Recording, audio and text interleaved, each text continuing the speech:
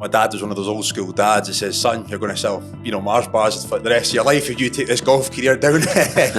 You're not quite good enough, I don't think, to make it.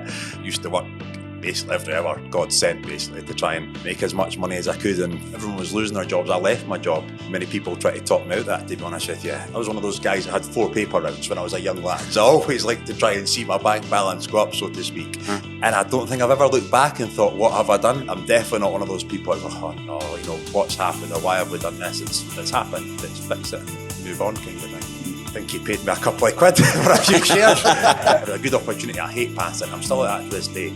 Doesn't matter how small or how big it is. I really, really don't like knocking something back that I think this is going to work well for us.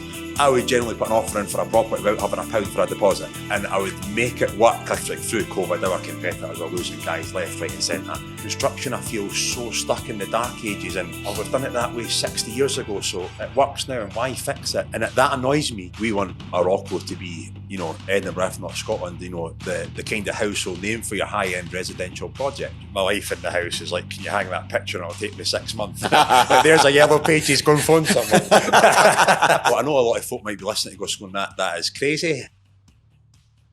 If you have been enjoying listening to the stories of entrepreneurs across Edinburgh, then why not subscribe? If you're on YouTube, you can hit the red button down below and hit the bell to get notifications. Or if you're listening on Spotify or Apple, then subscribe to the podcast. We hope you enjoy the show. Johnny, thanks for coming on. No bother, thank you for having me. Tell us a little bit about your business.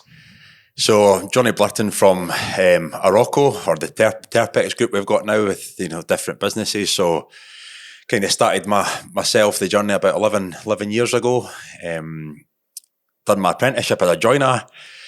Done about another year with the company called Thomas Johnston, and left to go self-employed probably at the age of about 21. Started up JB Joinery, so Johnny Blurton Joinery. And about a year there, tried to go limited and get a web page, but turns out there's 26 of them in Britain. So the joiner and the hammer on the side of the van wasn't working anymore. So it needs something a wee bit different here. So we started like Orocco as a nice hardwood. So I thought I'll go Orocco, it's a bit different. So Orocco Joinery then started. And it's just kind of throughout the years, started myself, got an apprentice and stuff, and kitchens, bathrooms, and just kind of grew from then. And then probably about, 6 or 7 years ago, we kind of Orocco Joinery, everyone thought we'd just do joinery. So we moved to like Orocco Limited basically. So it sort of started from there. Great. And roughly across all the businesses, kind of what size how many guys you got? So we're now up to about 100 people, men for employees throughout the group. Through different businesses. We've got Mark Smith Glazing, 2 decorating companies, Trinity Decorating Services and Thistle Decorating Services. We've got electrical company too, SEC Scotland, and Made by Orocco is our workshop, which services a lot of kind of our bespoke kind of projects and stuff like that as well. And Orocco is a decent size in itself now too.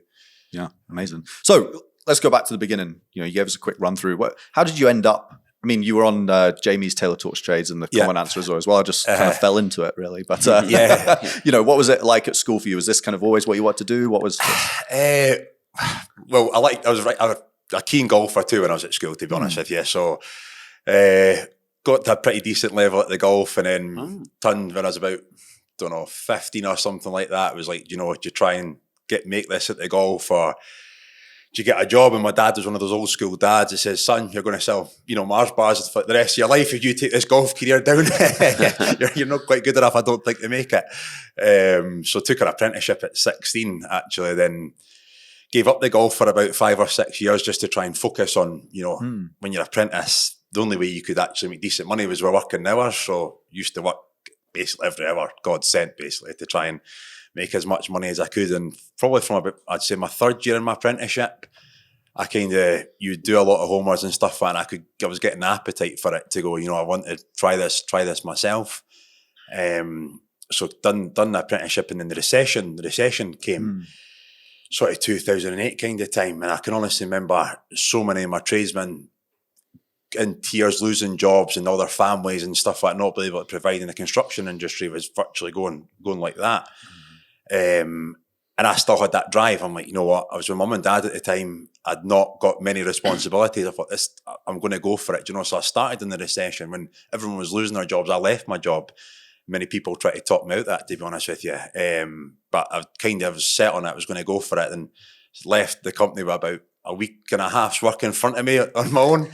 But it just sort of started, done like a wee kind of couple of kitchens, bathrooms here and there, and it just sort of kept myself busy. And, you know, never sort of looked back. And I think I took golf back up actually when I went self-employed again. I thought I'll try and find a bit of time to play again. And that helped me in itself as well, because golf's obviously quite a good network, and you're chatting to folk, and a lot of folk had their own businesses and stuff like that at the golf club. So that kind of seen me quite well, I would say, through the sort of first years as I was finding my feet. Then it just started, you know, I had an apprentice to start, then another couple of joiners, and it just kind of worked its way from that sort of thing. And Johnny, just out of interest, I'm curious about that transition from being an employee to saying, actually, do you know what, I'm going to do this for myself. So what's the thought process that's going through your mind? I think just wanting to be your own boss, and just, you know, trying to make something, I would say, and you see what's something you can be proud of. I think I've always had that kind of drive, even from early age. I was one of those guys that had 4 paper rounds when I was a young lad. You know, I've always liked to try and see my bank balance go up, so to speak. And I think just having that kind of drive, and, you know, from, as I say, third year apprentice, so you're talking 18, 19, something like that, wanting, you know, I feel I've got an opportunity here that I could try and, you know, I've got the confidence to go for it. And then, so I would say that's kind of probably how it sort of made me kind of where I am, I would say. And when you say you had the confidence, because that's the key, isn't it? It's having the confidence. So what were you confident about? Probably, honestly, my ability. Do you know, I was... As a technician, as a joiner. I would say as a joiner, and to the point where I can honestly mind, and I try and say it to apprentices now, like if my trade wasn't busy, I'd be watching the plumber and trying to learn what the plumber was doing. So when I went myself, I knew a bit about plumbing, I knew a bit about electrical, I knew a bit about, you know, and I could kind of get by. So when you go, you're only 21, you're out on your own, and then somebody at 30 can't pull the wool over your eyes. You know, they know, well, I've seen it being done this way for the last 4 years. And I think, looking back, I got a really good apprenticeship and a really good training, and I enjoyed it. And I quite enjoy, even to this day, you know, probably speak about this as it goes, but I enjoy the kind of, you know, every day you're learning, it just kind of try and keep progression kind of thing. Do you know what's quite interesting about what you said there is this idea of, you know, when you were looking at other trades, you know, as a joiner, you're still looking at other trades, and it's, you know, you fast forward to where you're at now, and guess what? You're originally a joinery business that now has bolted on all of the associated trades. So it feels like you've just evolved that learning and into a much bigger business as well. I would certainly say so. And amazing. I said, probably, looking back, I would say it has helped me, you know, and there's not much now, I would say, in the trade game anyway, that folk can pull over my eyes, because, you know, I've now 34. I've maybe done it, not a lot of guys older than me, mind you, but I'd say I've got quite a good background there, quite a good knowledge of all the different sectors, certainly in the trade anyway. Was there a particular moment during that, you know, that transition, you know, you're in your first couple of weeks out by yourself, like, was there a pinnacle moment in there where you're like, oh my, what have I done? Like, honestly, no. And I don't think I've ever looked back and thought, what have I done? I'm not one of those guys that ever really looks back, and if there's something, you know, now what have I done? But I'm kind of one of those people, I'll deal with it. And that's sort of how I'd say I am. You know, I'm not a person that looks back at all, to be honest with you. If something happens, it happens. You need to deal with it and move on. It's as simple as that. And I'm not, I'm definitely not one of those people that go, oh no, you know, what's happened, or why have we done this? It's happened. Let's fix it and move on, kind of thing. Was there a big moment then, even in going from being, I guess, a technician on the tools to then into the place where you're like, oh, actually, I've got a business here? You know, was there a moment in there, and how did you go about navigating like the business side?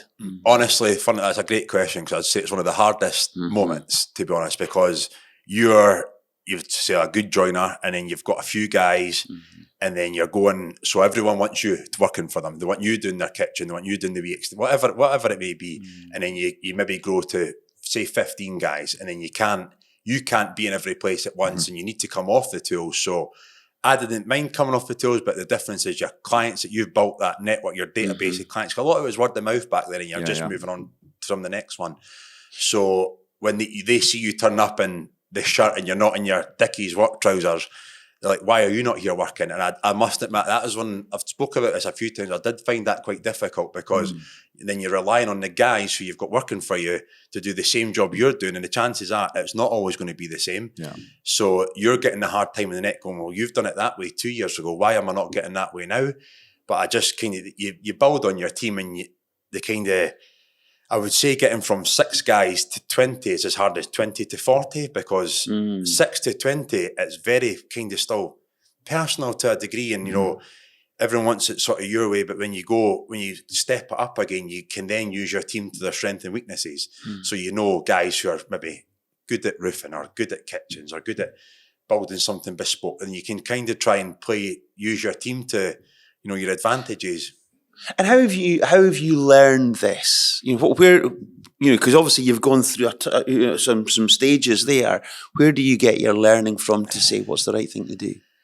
Where did I get my learning from? I think you're just learning as you go, do you know? And you try. I'm a firm believer, you know, when you make a mistake, make sure you don't make it again, and you need to try and learn from it. And unfortunately, these mistakes it's probably cost money in the past, you know, and that's an annoying thing when something, you know, you build something, if it's not right, it's you know, the owner, it's taking it on the chin, so to speak, and it's coming out their pocket. So I think just trying to learn as much as you can from your mistakes, and, you know, make sure you're not doing it again. I think that's quite critical. Or, you know, just, like I said, making sure that you've got the right guy for the job. And, you know, if somebody's not comfortable with something, they're not going to do it right. And, you know, they might the odd time, but very rarely have I seen somebody's went, I don't know what I'm doing here, or I'm not comfortable with this, have they pulled it off. And I think it's fine. A business owner or somebody that goes, right, well, this is coming out my pocket if I don't pull this off. I'll have a different kind of mentality to it than somebody going, I'll just cut another bit, do you know, or something like that.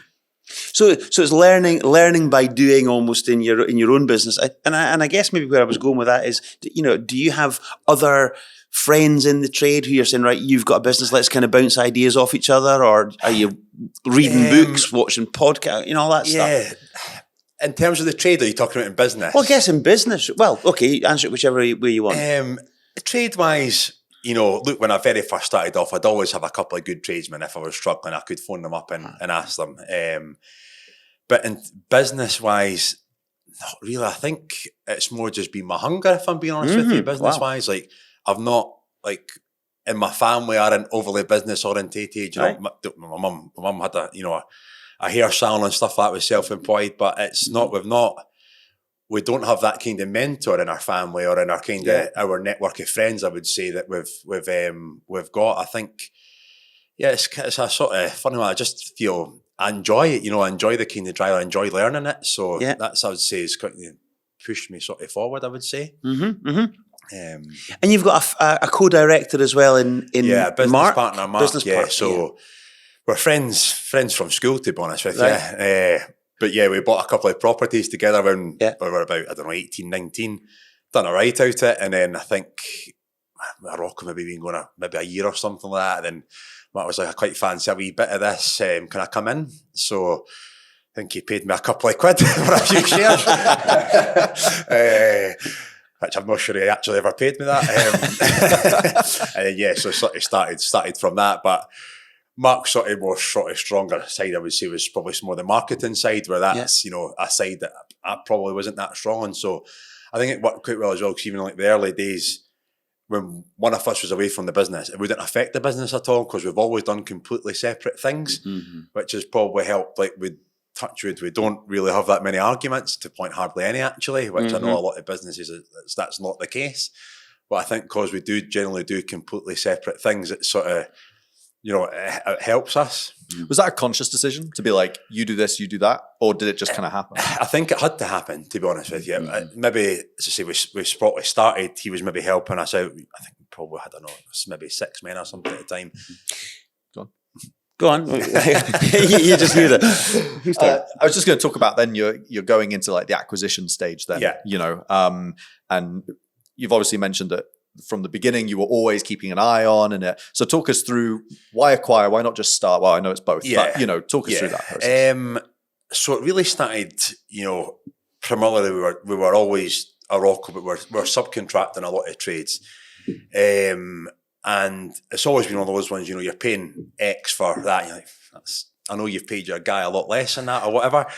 So Trinity Decorating Services we'd probably worked with for about 4 years. This was the kind of first transaction. The two older guys that were working were looking to retire, and one of them was looking to sell up, the other was looking to stay in the business a wee bit. And we've seen a bit of an opportunity to go, well, we know all the guys, we've worked with them for quite a while now.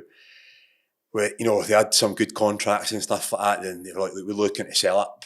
And I thought, this is a decent opportunity for us to actually start trying to expand, so we're more than just a kind of, a rock, and we're getting a few different, trying to look into different companies and things. So so Trinity Decorating Services came about first, and we looked at that.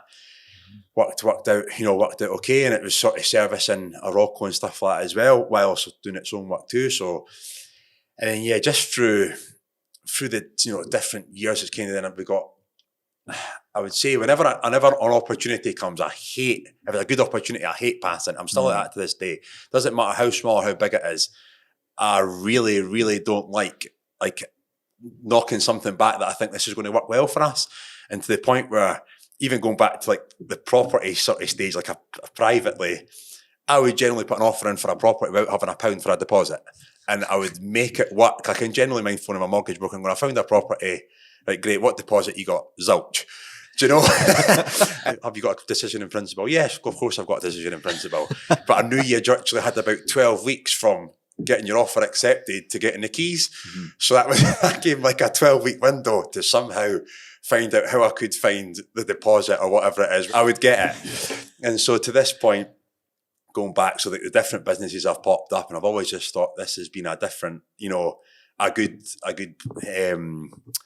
a good opportunity for us, I would say. And then, so we'll make it work, because it's always, again, when you acquire one of these businesses, I think people underestimate the amount of management you need to put into that. And certainly at the beginning, it takes a lot of time to, try and, you're seeing how the guys are working the business, you're seeing the sort of day-to-day of it and how you can try and make it a bit better. But again, you've got a lot of people don't like change in the businesses. So you're treading carefully on, their employees and how it's set up and how it's run. And so I think it's quite a few different plates to spin, I would say, when you're trying to acquire one. I kind of feel sometimes you're almost an agony aunt. Is that the right word? But I kind of feel like you're getting to know people's personalities quite well. And that's probably one of my sort of stronger, things I would say about myself. Now I can kind of, it doesn't matter who you're speaking to, if it's somebody in a blue chip company or somebody, right down at the bottom, I can try and,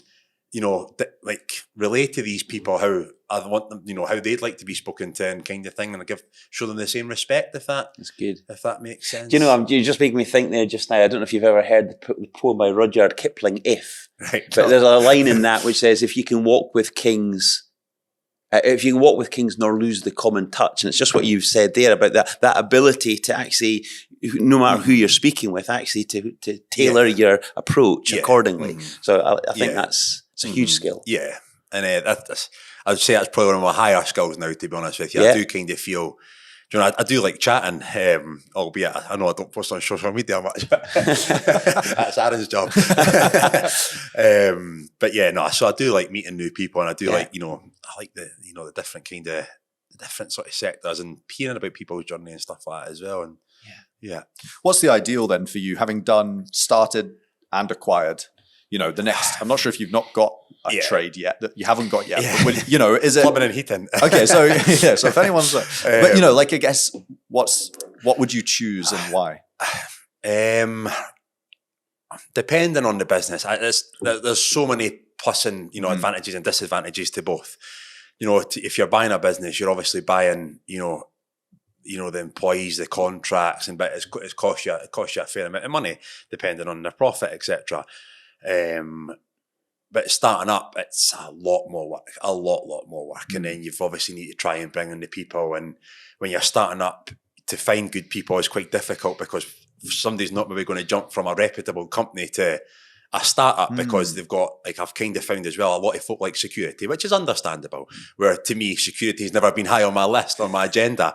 But, you know, I'm different. You know, most people like to have that, you know, a company's been going for years. They've got staff that have been there for years. They've not got cash flow issues, and they've not got, you know, they've got a good streamline of work for the next 6 months, a year. So I know I'm not leaving a job that I've been with for, you know, 5-10 years, and I'm going to this company, and God, at Christmas time, I don't know what work we've got for after the year. So it's totally different. And what would I prefer?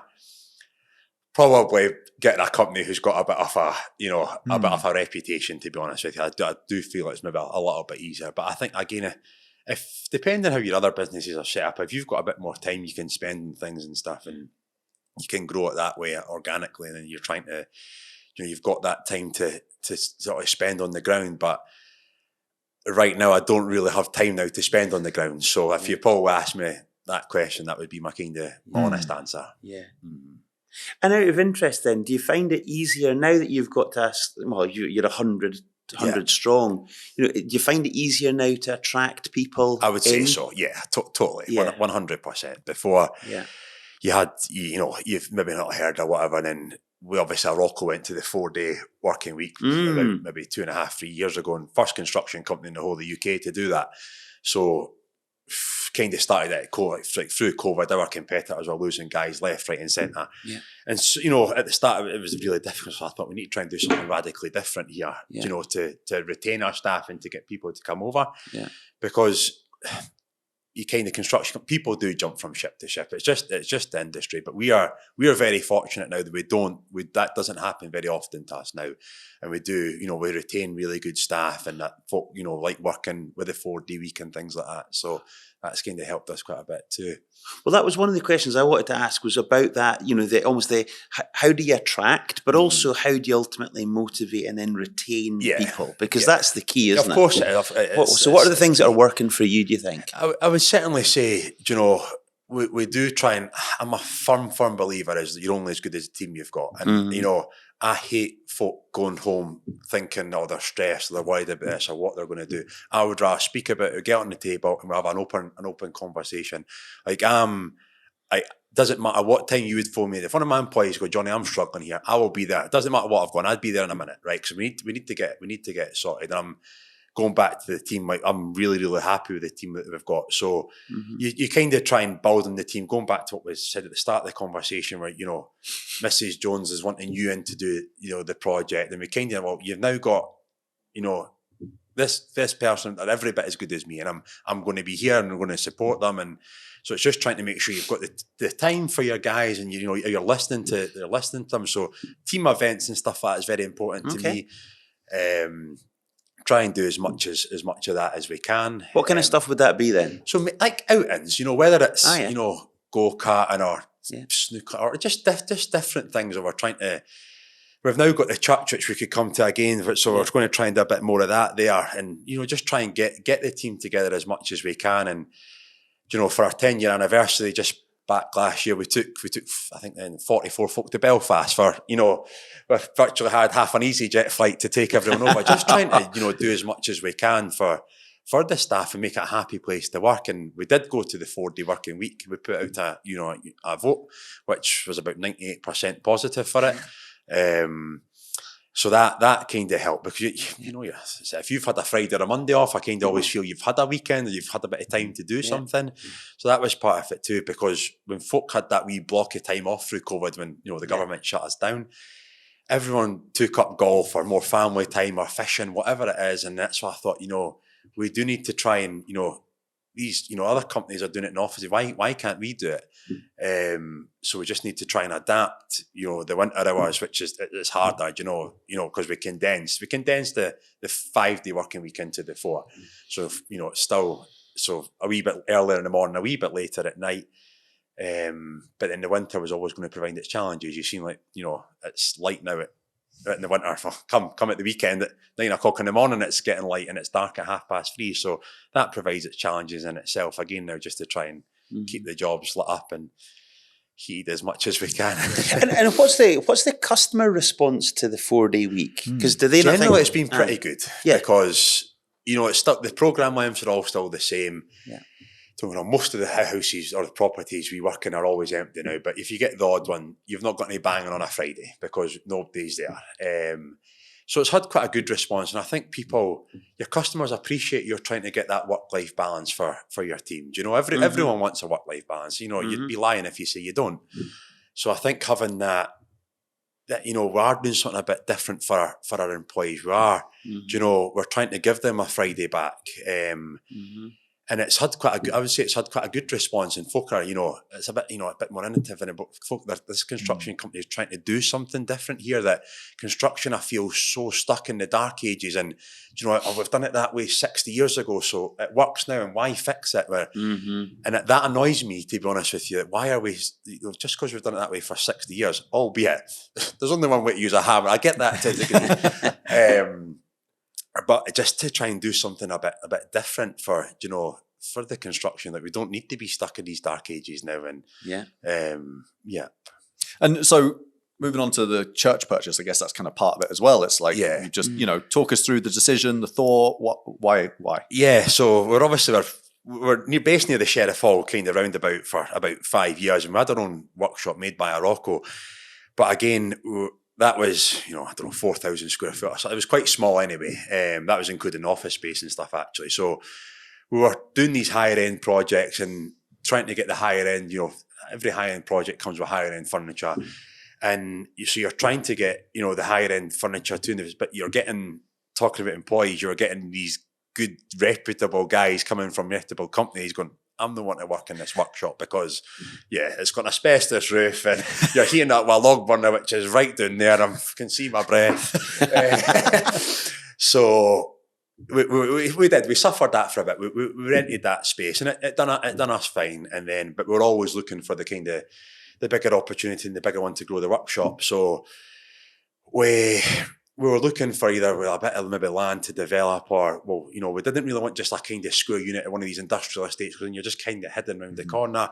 And then the church came on the market, so we went up to see it. Probably going back about a year ago, put an offer in for it, never got the offer, so we're a bit disappointed with that. And when you put the offer in, did you have the money? No. Had a wee bit. Sorry, Charles. No, and then so we put their offer, never got it, and about 4 months later, the guy who were trying to buy it off said, look, the offers fell through. If you want to honour your offer, it's yours. Thought, right, great. Because the building's stunning. It's so many nice joinery features, and it's the stone's immaculate, huge big space. It's on 1.5 acres of ground, so loads of entertaining we can do for clients, and have team days and all that sort of stuff. So it just ticked a lot of boxes, a mile away from where we are now, so it's not a massive flip kind of thing. So I thought, let's go for it. Let's take it on. So we've done that, but then the kind of challenges starting that as well, because it's a church. So we're trying to put all the offices in the church too. So it had like a mezzanine floor for develop. And I generally mind putting music on my phone at the bottom of the church. It was just noisy at the top of the church. So we were trying to put machinery in here, which you can imagine what it's like that going off, and you've got, office staff working, etc. So again, challenges in itself for we're building these walls, 1.5 feet thick with every bit of soundproofing you can imagine, but 20 meters high and 20 meters long. So again, you're chucking all your savings into trying to make this kind of happen, because that's, I thought, the last thing we want is a machine going off and nobody can hear themselves in the office. So done that. Maybe took about 2.5, 3 months to kind of develop. So now everyone's up there now. The workshop now, as I said before, we couldn't really get anyone decent not to say decent, anyone coming to work wasn't really wanting to try and come to our old workshop because of the space. Now got this space, it's nearly quadrupled in size in 3 months. And we've got, you feel proud to bring clients and designers and architects now to the church, because you've got this kind of grand building to show off, where before we had an asbestos roof to show off. So it's kind of, that's sort of the next sort of chapter now, is trying to keep growing the workshop, keep trying to grow, all the businesses, but we've got somewhere now we're proud to try and show around kind of thing. It's a brand exercise, isn't it? Because it's like, well, it's all part of that. How important have you seen brand develop since, as you said, right at the beginning, it's like, I'll take anything, But I think it feels like in the last few years, I know I've been like, wow, I'm starting to see you guys a lot more, and it feels like a brand exercise has been. Talk us through the strategy. I think it is trying to build up the brand, and we want Orocco to be, Edinburgh, if not Scotland, the kind of household name for your high-end residential project. We're not interested in building a square box extension. It's just not us. We want to look at that job and we're really proud of it, something out of the ordinary. And we situate ourselves, I would say, kind of on the kind of higher end of the market. I'm not really interested going back to, building a kind of square box extension, or like similar with the new builds, like your big house builder, major kind of players. That's just not us. And it's kind of, so we've got a bit of the niche where you've got your joiners or whatever, your builders that'll just do the kind of that sort of stuff that, great. But we try and situate ourselves, we're trying to keep building that brand to be the higher end, and folk want to come to work with Orocco. Like, we're not really into, like, if somebody comes off the street, it'll need to be through an architect, or we won't really look at it kind of thing, because we want to have that kind of collaboration with different architects and stuff as well. Okay. So, yeah. And so what would your ideal project be then? Paint a picture for us. It's a kind of hard one again, because I think every project's sort of different. Ideal, working some of the nicest houses, in Edinburgh. Every project idea is different. It's so different because every architect's got kind of their own sort of spin on their projects too. So like the kind of portfolio architects work with, every sort of job's different. I would say, like, how one's going to design it maybe that way, then another one will do it that way, and they've got maybe a wee flair here. So an ideal project for me is when all our kind of businesses can maybe work on the one project, so we've got a good package of glazing, we've got a nice decoration package, we've got a good furniture package, we've got something that the guys are proud to achieve, we've got bespoke details that nobody's done before. So then that's kind of our niche going, well, your other contractor probably couldn't have done that, and we've done that because of this, and just trying to move it that kind of way. And picking up on pride as well, what's the feeling, when a team get a job and say, right, okay, here's what you're going to be working on for the next X number of months, guys. Is there that sense of, beauty, we've got a good one here? Of course there is, and I think that's a quite good thing about our businesses. It is the kind of the pride, and they're nicer projects. You're walking away going, you are really proud of that.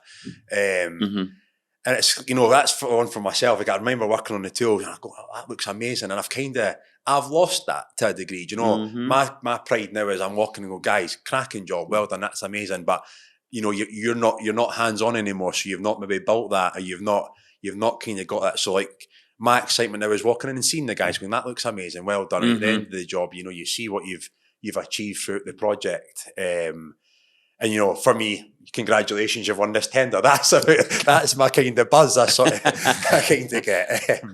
But yeah. And so out of interest, do you ever pick up a hammer? Very rarely now, to the point where my wife in the house is like, can you hang that picture and it'll take me 6 months? Like, there's a yellow pages, go and phone someone. Like, you're moaning because they'll do it wrong. Well, I also know you're lying there, because does yellow pages even exist?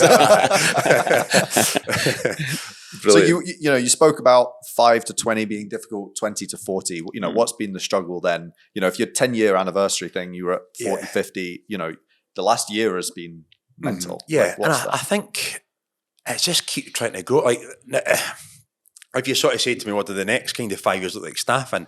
Honestly, I kind of feel we want to try and keep growing all the businesses. I do want to try and, we're quite residential at the moment. We do a bit of commercial, but again, like my previous apprenticeship background was all your kind of hotel, shop fits, that sort of thing. So I want to hit a bit of that kind of sector. So in terms of staffing levels and stuff like that, I'm kind of like, we'll try and keep growing the business, and we need to try and find the staff to sort of suit the needs of the business kind of thing.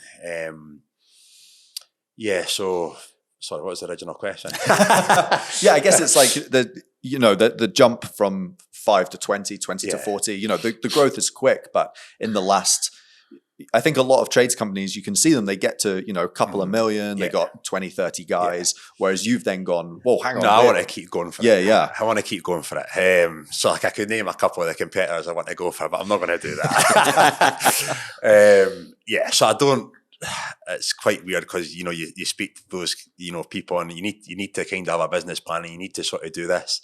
And my day changes day to day. I'm not, if you ask me to write a plan, generally in 3 months' time, I'd probably be writing your other plan. And I don't know if that's a good thing or a bad thing. I know a lot of business coaches are like, you need to know kind of where you're going. And, so I just kind of feel, if you'd said to me 3 years ago, you're going to have 5 or 6 different businesses, I might have possibly, but I doubt it'll be that many. If you said to me, in 5 years' time, kind of, I'd just like to keep growing the turnover for all the businesses, keep trying to grow the profit, but just, again, keep growing the brands, I do want to trying to keep. Johnny, you've got your real drive in it, and I hear it totally what you're saying. Do you set goals out of interest? If not a plan, but do you set goals? Yeah, I do set goals. Yeah. I do trying to look at my goals, quarterly and stuff like that. Yeah, okay. They change quite a lot and depend on what happens, because if I've got a goal and I see an opportunity, that goal might move to something else, because if I see a decent opportunity, I find it quite difficult to say no. So that could flip my plan on its head. And I know a lot of folk might be listening to going, that is crazy. And I don't know. Sometimes I think to myself, maybe it is crazy. And other times I think, it's such a tricky kind of one to try and maybe pinpoint. Set goals, keep trying to grow it, but yeah. But I think that's the beauty of kind of owning your business. You're doing it your way, yeah. Do you know? And it's not for anyone else to tell you how to do it. It's like, actually, it's certainly working now, isn't it? Yeah. Can I ask a question about kind of personal life as well? I mean, what's it like family-wise? Yeah. So 2 young kids, 3 and 5. Which is amazing. So I'm like, it's a funny question. So I'm finding great family life, good work-life balance. Very keen golfer. I'm hardly golfing now.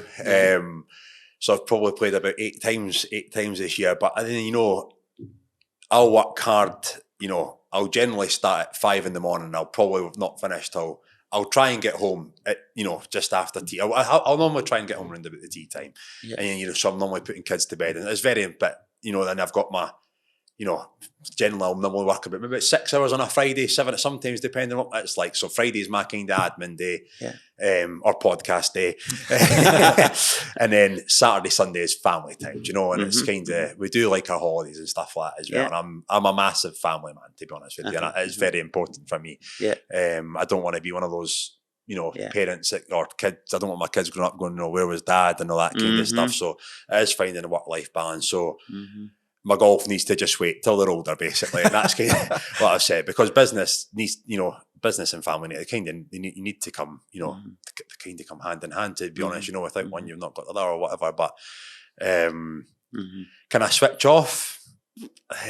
Probably better than I used to. Like, I generally, when I first started, I'd go on holiday and what time's he finishing or what they up to or what? And I think that's when we got a wee bit easier through the years. But I think I've always kind of got that in the back of my head going, all right, I need to deal with that, or I need to get on with that. But I do try and I switch off probably as much as I can with family. And how do you do that then? What things do you do to switch off? Probably just not look at my phone. Do you know? Yeah. I'm quite bad for if I wake up through the night. I know if I look at my phone, that'll be me up. So I try not to do that. I generally wake up I go to my bed maybe a wee bit earlier than my wife would like, but I normally wake up really early. But I do, when my head goes, it goes, and I can't not, like, if I woke up at 2 a.m. and I've got something on my mind, I find it quite hard to get back to sleep. But I don't. It's just kind of weird, but I don't mind that, because I kind of feel if I get in the office earlier, the world's not kind of started, and I've got this kind of peaceful time. That's why I quite like my Fridays, because I'm not, your phone doesn't go constantly. You've kind of got that bit of time to I feel like Monday to Thursday is a bit of a whirlwind, and sort of Friday gives you that time to kind of collate everything together and go, right, well, that's more important. I need to deal with that, or I don't need, Do your team ever challenge you around that, they're taking the 4-day week, but maybe you're not? Do they? No, again, it's sort of Orocco and Trinity Decorating Services. They'll do the 4-day week. The others are still 5 at the moment. But when you say challenge, like why are you not taking a day off, kind of thing? Do you mean?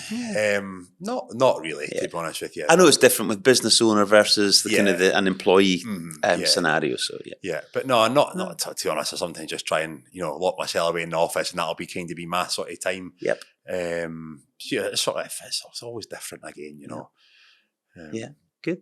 Johnny, this is amazing. We ask all our guests, what is your guiding principle in business? Guiding principle.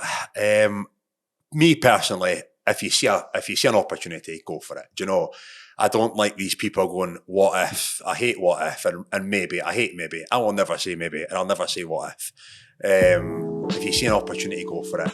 If something's going to happen, it's going to happen, and deal with it then. I just like to try and push yourself, basically, and go for it. Go for it. That would be my principle. Just go for it. Johnny, thank you so much for coming on and sharing your story, and good luck in the future. Thank you for having me. Cheers. Okay. Well done. Thanks.